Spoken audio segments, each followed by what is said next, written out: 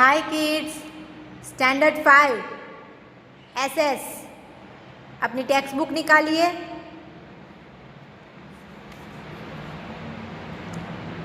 Chapter 3 structure of the earth जो कि हमने पढ़ा है उसकी exercise question and answer. Exercise number D, answer the following question.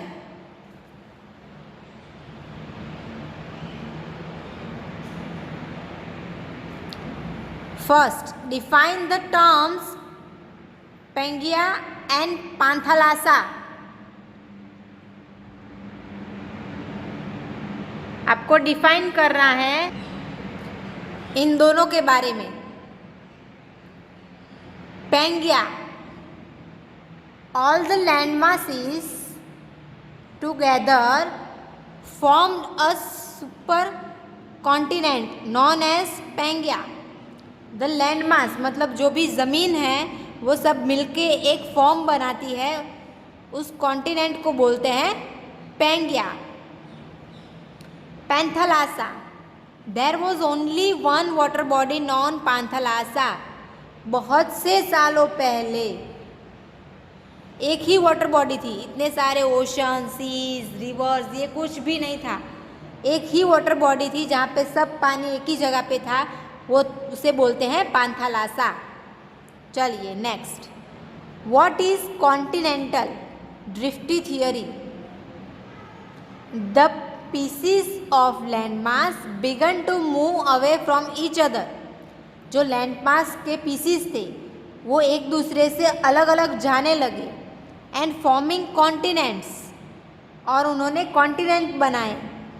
This theory इस थियरी को बोलते हैं the continental drift theory. Okay, next, what is volcano? अब वोल्केनो का मतलब क्या है?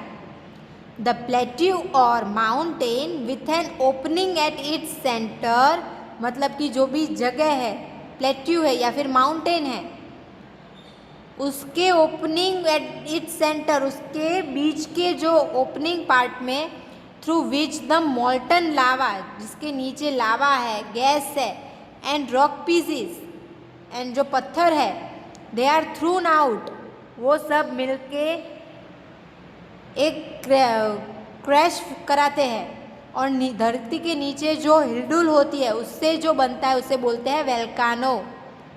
द प्लेट्यू और mountain with an opening at its centre through which the molten lava, gases and rock pieces are thrown out is called volcano. आया समझ में? चलिए next, fourth, how does an earthquake occur? Earthquake कैसे होता है? The magma and the gases in the earth's interior move and push the land upward, making the earth tremble or vibrate.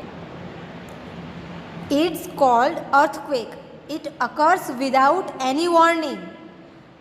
मतलब जो Magma and the gases जो अर्थ के नीचे हैं उनमें मूवमेंट होती है, पुश द लैंड अपवर्ड, मतलब वो ऐसे हिलडुल करते हैं, उसकी वजह से अर्थक्वेक आता है। अर्थ में ट्रिम्बल होता है, वाइब्रेशन होता है, इसकी वजह से अर्थक्वेक आता है। और ये कोई वार्निंग नहीं देता है कि मैं आने वाला हूँ या ऐसा कुछ भी, कोई हमें पहले कुछ वार्निंग मिलती नहीं है, और इसकी वजह से काफ़ी डिस्ट्रॉयशन होता है, काफ़ी लोग मर जाते हैं, कई सारे गांव, घर, ज़मीन, पानी सब की तकलीफ़ें बढ़ जाती है।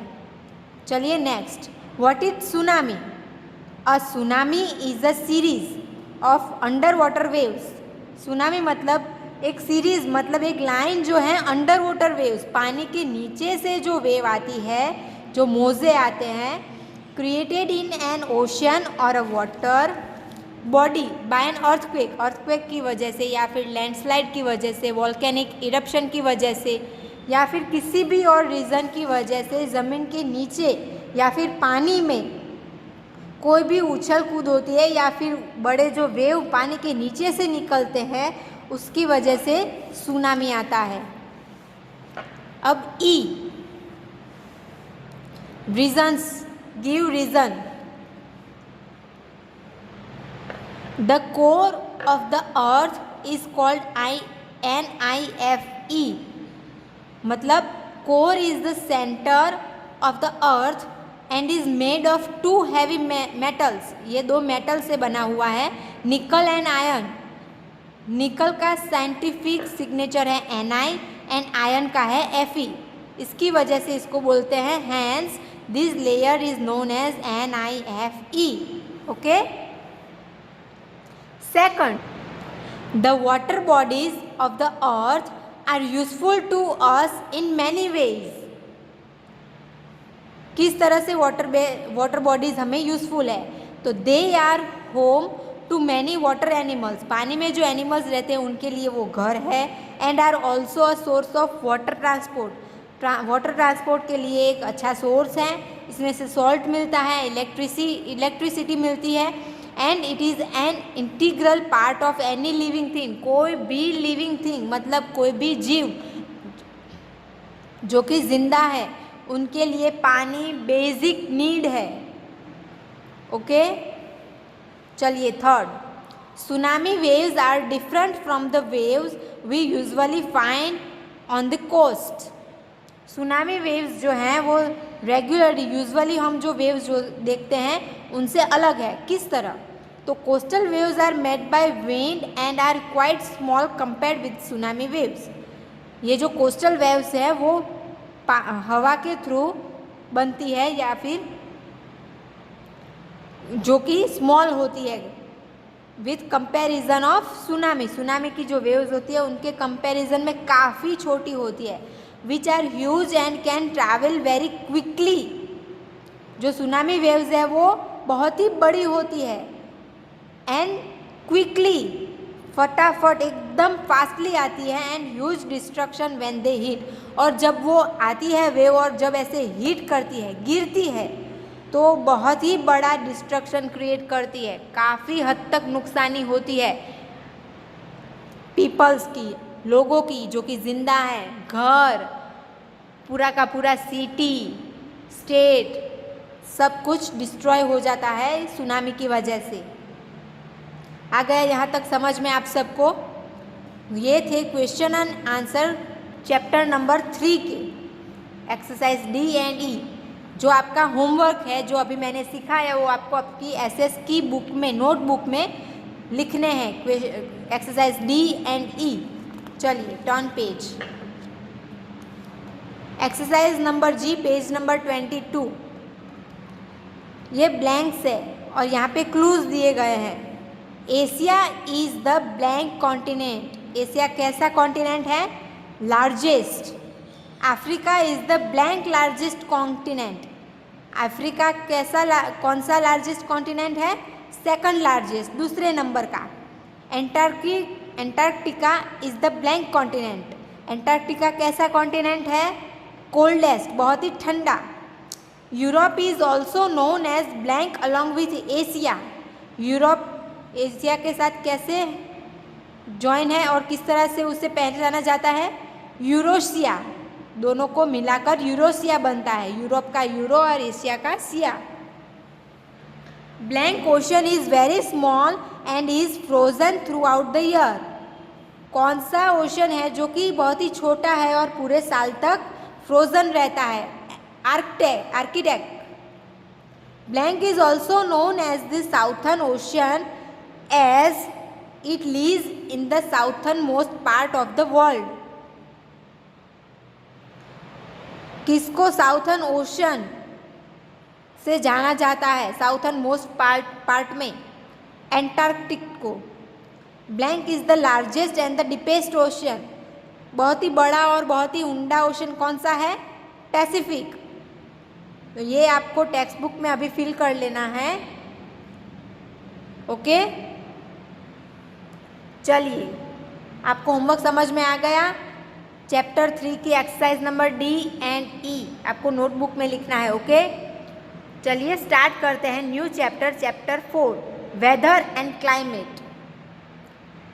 वेदर का मतलब क्या होता है और क्लाइमेट का मतलब क्या होता है, इसके बारे में चैप्टर है, इसी में हम जानेंगे और इससे क्या क्या अलग अलग सिचुएशन या फिर मौसम बदलता है वो सब इसमें देखेंगे। चलिए, people live in different places in the world and follow varied lifestyle. बहुत सारे लोग हैं जो अलग अलग प्लेसेस में रहते हैं पूरी दुनिया में और अलग अलग लाइफस्टाइल फॉलो करते हैं। The food they eat, the clothes they wear and the houses they live in vary from place to place. मतलब कि जो खाना खाते हैं वो, जो वो कपड़े पहनते हैं वो, और जैसे घरों में वो रहते हैं वो सब अलग अलग होते हैं, अलग अलग प्लेस में। आया समझ में? मतलब जहाँ पे गर्मी होती है वहाँ का रहन सहन, उनका खाना पीना उस गर्मी के मौसम के अनुसार होता है। जो ठंड के पार्ट में रहते हैं, जहाँ पे ठंड ज़्यादा होती है, उनका रहना सहना, खाना पीना और पहनना वो सब भी अलग होता है।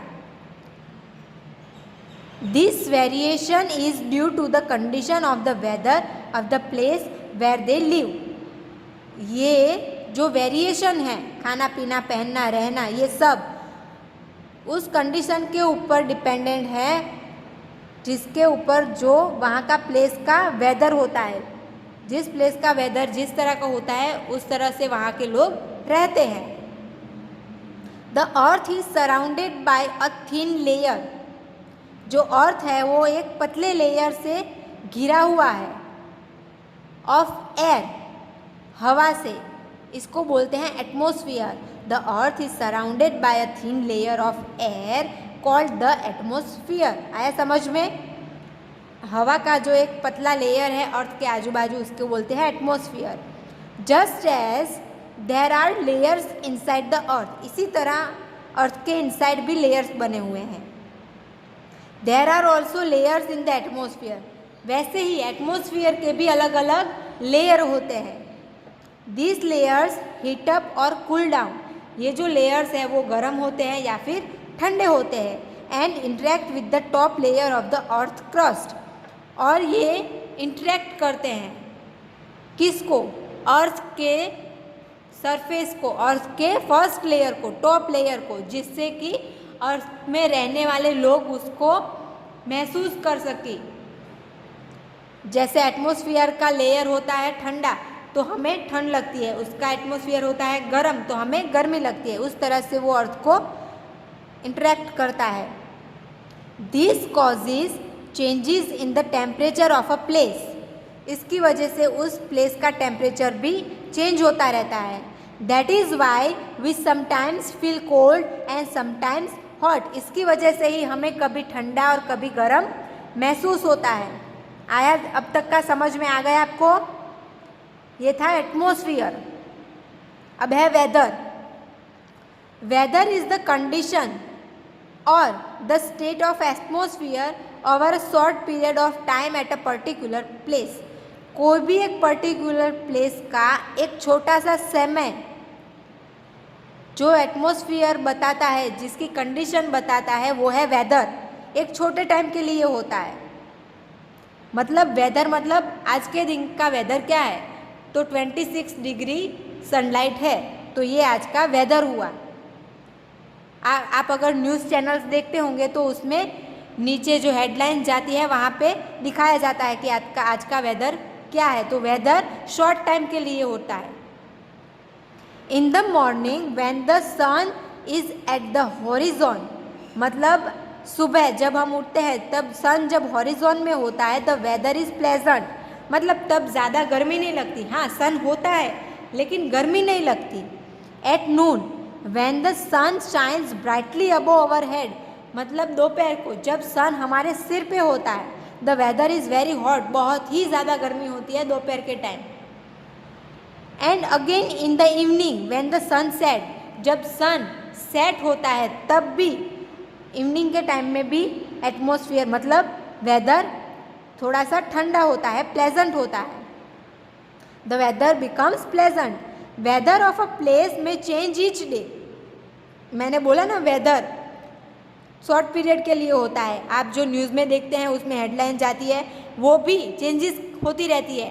अगर पूरा सनलाइट है, एकदम सन तेज़ी से आया हुआ है, एकदम ब्राइट है, तो 42 डिग्री अगर सेल्सियस तापमान हो गया, लेकिन धीरे धीरे धीरे बादल आ गए तो वही तापमान 42 से लेकर नीचे आ जाएगा, 30 हो जाएगा, 26 हो जाएगा। इस तरह से वो वेदर बदलता रहता है। आप यहाँ पे देख सकते हैं, देखिए यहाँ पे पूरा सनलाइट है तो वेदर गर्म होगा, यहाँ पे थोड़े बादल है तो थोड़ा सा वेदर मतलब तापमान कम होगा, और यहाँ पे बादल ज़्यादा है तो इसकी वजह से यहाँ पे तापमान इससे भी कम होगा। अगर बारिश का मौसम है तो वेदर डिग्री में चला जाएगा, कितने डिग्री ठंड है या फिर एटमॉस्फेयर कैसा ठंडा पड़ा हुआ है, उस तरह से जाएगा। आया समझ में? The weather at one place may be different from another place at the same time. मतलब वेदर एक प्लेस का यहाँ का अलग होगा तो बाजू के दूसरे गांव में वही वेदर डिफरेंट होगा। अगर यहाँ पे सन है लेकिन वहाँ पे बादल आए हुए हैं तो यहाँ पे गर्मी ज़्यादा होगी, लेकिन वहाँ पे गर्मी कम होगी। तो ये वेदर शॉर्ट टाइम के लिए होता है और प्लेस टू प्लेस अलग होता है। For example during the month of April, अब अप्रैल मई और जून के महीने में it is very hot in the northern hemisphere. Northern में ये 3 महीने अप्रैल मई और जून गर्म होते हैं, very hot. It is cold in the southern hemisphere, लेकिन अप्रैल मई जून में साउथर्न हेमिस्फीयर में कोल्ड होता है और नॉर्थन में हॉट होता है। वैसे ही इसका उल्टा दिसंबर जनवरी और फरवरी में नॉर्थन में ठंड होगी और साउथर्न में हॉट होगा। आया समझ में आप सबको वेदर किस तरह से चेंज होता रहता है? Changes in weather conditions give rise to season. Weather change होता रहता है, इसकी वजह से सीजन्स आती जाती रहती है। कभी गर्मी की सीज़न, कभी ठंडी की सीज़न, गर्मी में भी कभी कम गर्मी, कभी ज़्यादा गर्मी।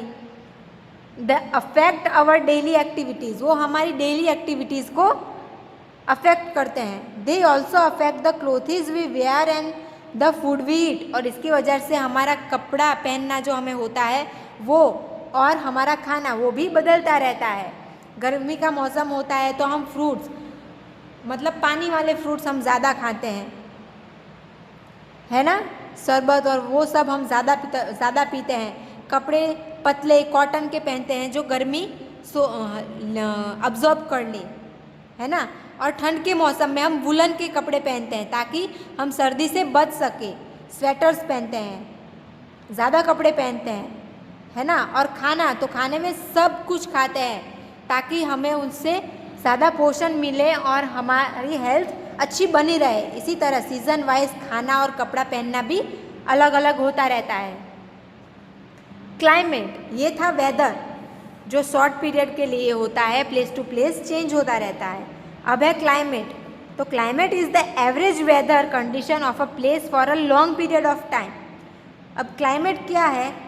किसी भी जगह का एवरेज वेदर, मतलब अगर यहाँ के एक विलेज में मतलब क्या बोलते हैं, सन ज़्यादा है, ज़्यादा सनलाइट है, सन ब्राइटली है, और दूसरे बाजू के ही विलेज में सन की ब्राइटनेस थोड़ी कम है, वहाँ पे बादल आए हुए हैं, तो एक जगह गर्म है, एक जगह थोड़ा गर्म है, थोड़ा ठंडा है, ऐसा है। लेकिन पूरे सिटी का जो एवरेज एटमॉस्फेयर है, एवरेज वेदर है, उसकी कंडीशन लॉन्ग पीरियड के लिए जो बताता है उसे बोलते हैं climate.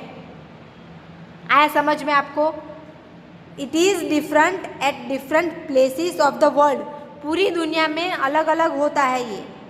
It may rain throughout the year in some areas, कभी कभी कई जगह पे पूरे साल बारिश होती रहती है of the world, while some areas में be dry almost the whole year around, और कभी कभी पूरे साल तक कुछ एरियाज में पूरा ड्राई होता है, बारिश ही नहीं होती है।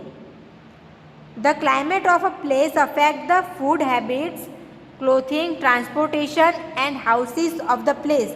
अब क्लाइमेट की वजह से क्या चेंजेस होता रहता है? फूड हैबिट, खाने का, क्लोथिंग, कपड़ा, ट्रांसपोर्टेशन, यहाँ से वहाँ जाने के लिए रास्ते और ट्रांसपोर्टेशन वो सब, और हाउसेस, घर, वो भी बदलते रहते हैं। पीपल हु स्टडी क्लाइमेट, जो क्लाइमेट को पढ़ते हैं उनको बोलते हैं क्लाइमेटोलॉजिस्ट।